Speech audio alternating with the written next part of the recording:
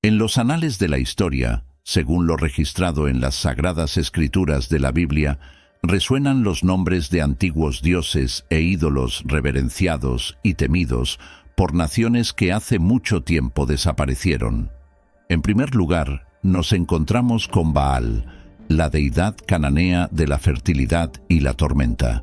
Su nombre resuena con el estruendo del trueno y la promesa de lluvia, una falsa esperanza para aquellos que buscaban su favor. En el libro de los Reyes, su presencia se destaca como un desafío al profeta Elías. En 1 Reyes 18:21, Elías se enfrenta al pueblo de Israel diciendo: «¿Hasta cuándo claudicaréis vosotros entre dos pensamientos? Si Jehová es Dios, seguidle, y si Baal, id en pos de él».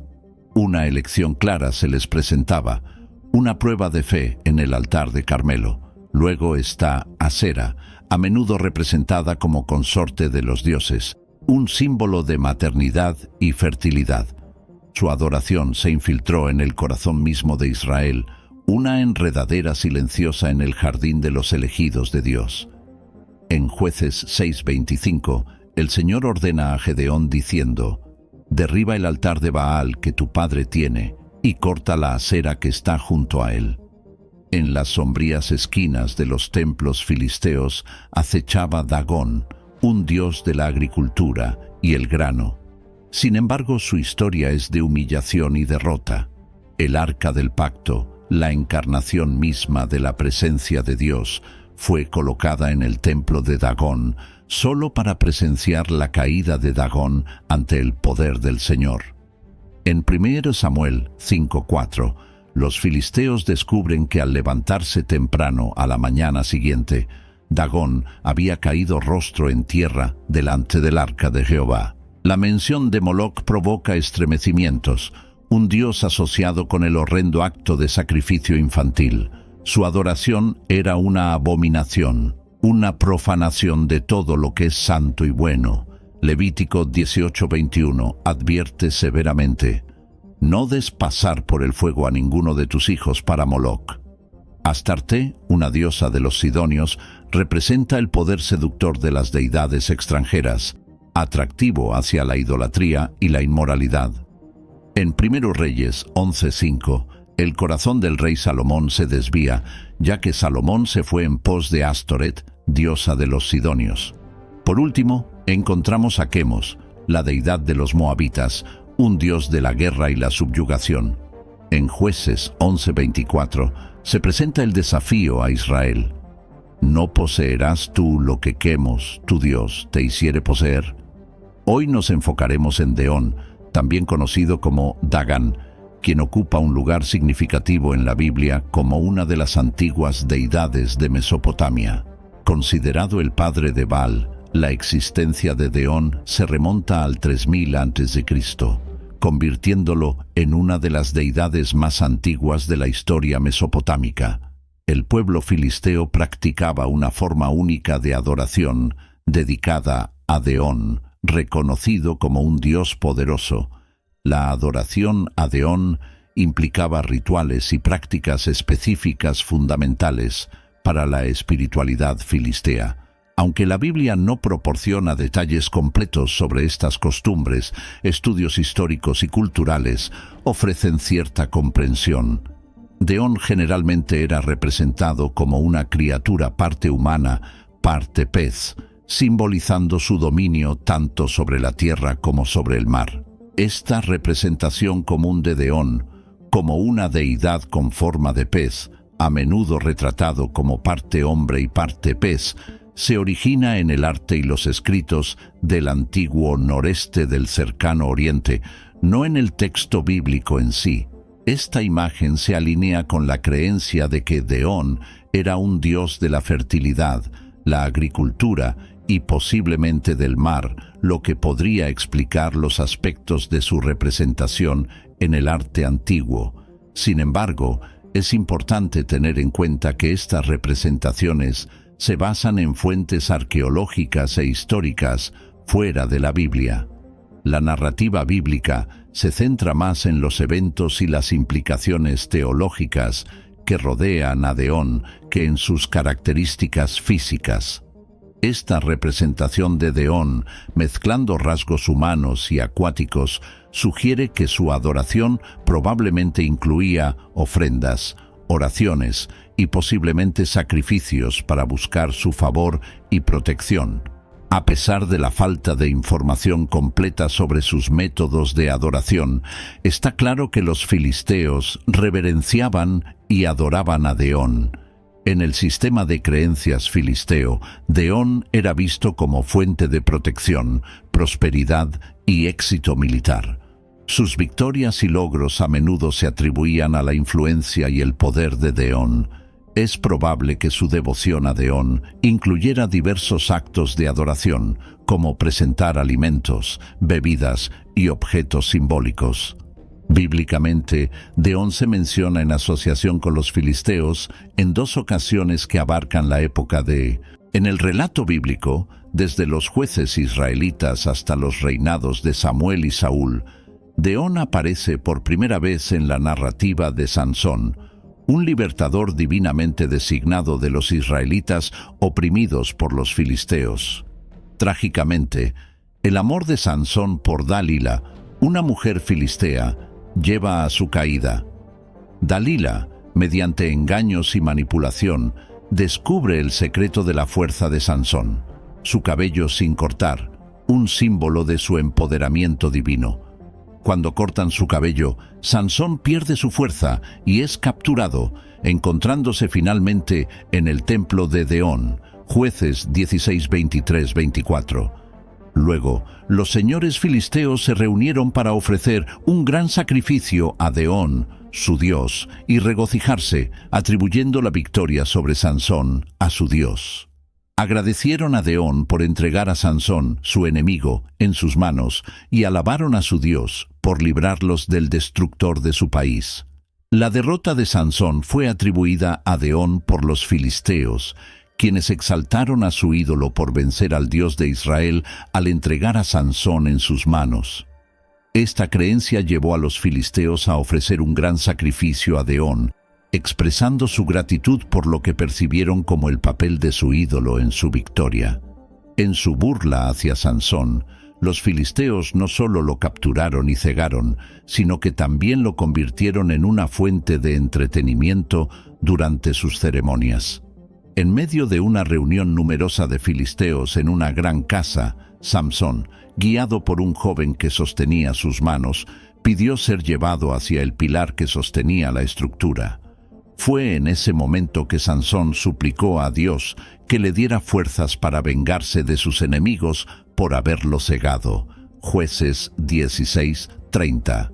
Se inclinó con toda su fuerza, y la casa cayó sobre los señores y todas las personas presentes, resultando en más muertes de las que Sansón había causado en su vida. Dios respondió a la última súplica de Sansón, otorgándole una victoria trascendental sobre los filisteos, aunque a costa de su propia vida. Este evento resaltó la ineficacia de la devoción filistea a Deón, ya que su ídolo no los protegió verdaderamente. La victoria más significativa de Sansón ocurrió en su momento de mayor debilidad. Roto, humillado y ciego, esta vulnerabilidad obligó a Sansón a depender completamente de Dios, alejándose de su carácter anterior, en el que rara vez se le veía como un hombre de oración. Confrontado con su momento más oscuro, Sansón buscó sinceramente a Dios, y su humildad quedó evidenciada en su dependencia de la guía de un joven. Ya no siendo autosuficiente, su nueva humildad facilitó su victoria final y más grande. Así, las muertes que causó al morir fueron más numerosas que las que había causado en su vida. La narrativa de Sansón es un testimonio conmovedor de que la verdadera fuerza y victoria provienen de entregarse a Dios y confiar en su poder, especialmente en tiempos de debilidad y humildad. Demuestra que el poder de Dios se perfecciona en nuestras flaquezas. La dependencia de Sansón en Dios en sus aflicciones le permitió lograr un triunfo que superó todas sus acciones anteriores, enseñándonos que la fuerza de Dios se revela en nuestras debilidades. El sacrificio final de Sansón nos recuerda depender de Dios, asegurándonos que puede convertir nuestros momentos más débiles en victorias que lo glorifican. En 1 Samuel 4 ocurre otro evento crucial. Los israelitas, nuevamente en batalla contra los filisteos, pierden el arca de la alianza. Los hijos de Eli, Jofnai y Finés, ejemplificaron corrupción moral, provocando la ira de Dios sobre Israel. Su decisión errónea de llevar el arca al campo de batalla, creyendo que aseguraría la victoria, resultó inútil, ya que la presencia de Dios ya se había retirado de los israelitas. Aquel Dios y la llevaron de Ebenezer a Asdod. Cuando los filisteos tomaron el arca de Dios, la llevaron a la casa de Dagón y la colocaron junto a Dagón. Temprano al día siguiente, los habitantes de Asdod encontraron a Dagón caído sobre su rostro en la tierra delante del arca del Señor. Levantaron a Dagón y lo volvieron a poner en su lugar. Pero a la mañana siguiente, de nuevo Dagón estaba caído sobre su rostro en el suelo delante del arca del Señor. Esta vez, sin embargo, la cabeza y ambas palmas de las manos de Dagón estaban cortadas. Yacían en el umbral, dejando solo el tronco de Dagón. Los filisteos, regocijándose en su victoria, atribuyeron su éxito a Dagón, creyendo que su Dios había triunfado sobre el Dios de Israel con el arca de la alianza ahora en su templo. Estaban seguros de la supremacía de Dagón, y la presencia del arca en el santuario de Dagón parecía simbolizar su victoria completa, un testimonio del poder de su Dios. Sin embargo, el verdadero Dios demostró su soberanía de una manera diferente a su intervención durante el tiempo de Sansón.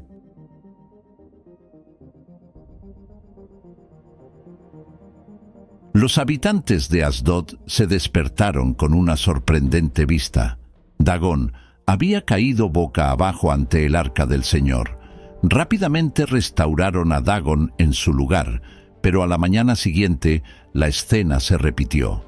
Esta vez, sin embargo, la cabeza y las manos de Dagón estaban cortadas, yacían en el umbral, dejando solo su torso. Este evento disuadió a cualquiera de entrar nuevamente en el templo de Dagón en Asdod. Imagina la consternación de los sacerdotes filisteos al encontrar su ídolo postrado y roto ante el arca. Los días consecutivos de caída y desmembramiento de Dagón fueron más que coincidencia. Estos eventos atestiguaron poderosamente la supremacía del Dios del Señor sobre los dioses falsos, demostrando que ningún ídolo puede resistir ante el Todopoderoso. La humillación y destrucción de Dagón sirvieron como un fuerte recordatorio de la vanidad de confiar en ídolos en una era que parece far removed from the ancient rituals and stone-carved idols of old. Idolatry persists, albeit in more subtle and insidious forms. While we may not bow before statues of Baal or Dagon, nor offer sacrifices to Moloch, our modern age is rife with its own pantheon of gods, vying for our devotion and allegiance. These gods may not take the physical form of the idols of antiquity, but they are no less real in the hold they have on human hearts and minds. One of the most pervasive and powerful of these modern idols is money. In a materialistic society, wealth and financial success are often equated with personal value and success. The relentless pursuit of wealth can become an all-consuming passion, leading individuals to sacrifice time, relationships, and even their moral compass at the altar of financial gain. As Scripture warns in 1 Timothy 6:10, "For the love of money is the root of all evil." This love of money ensnares many, leading them away from a life of contentment and faith in God. Pleasure is another god that commands a large following in our day. The quest for constant entertainment, comfort, and sensual gratification can dominate one's life in a culture that often promotes a hedonistic lifestyle. The pursuit of pleasure can become an end in itself, as reflected in the biblical caution found in 2 Timothy 3:4. where people are described as lovers of pleasures more than lovers of God. The idolatry of pleasure leads to a life driven by desires rather than a life guided by the wisdom and principles of God. Even our personal relationships can become idols when the love for a person, whether it be a spouse, a child, or a friend, supersedes our love for God. Jesus himself addresses this in Matthew 10:37. "He that loveth father or mother more than me is not worthy of me." This is not to diminish the value of human relationships, but to put them in their proper place in relation to our devotion to God. Recognizing and confronting modern idolatry requires a discerning heart and a commitment to placing God at the center of our lives. It calls for a re-evaluation of our priorities, values, and the things we pursue with passion and dedication.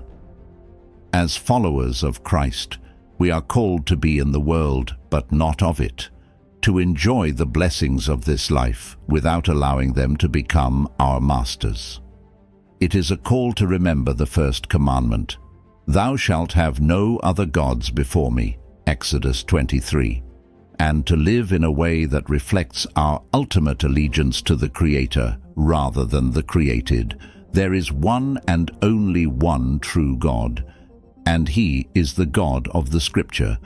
The Bible speaks of God having hands, eyes, and a mouth, but this is for the Bible to convey to our simple minds that God is very powerful and all-knowing. The Bible uses anthropomorphic language to help us understand aspects of God's nature, but we should never make the mistake of believing that God is on our level or on the level of angels. He is far above us in more ways than we can ever imagine. Personally, I believe that for all of eternity, we will continue to learn more and more about God, His glory, purity, power, and holiness. Therefore, worship the one true God in reverence and awe.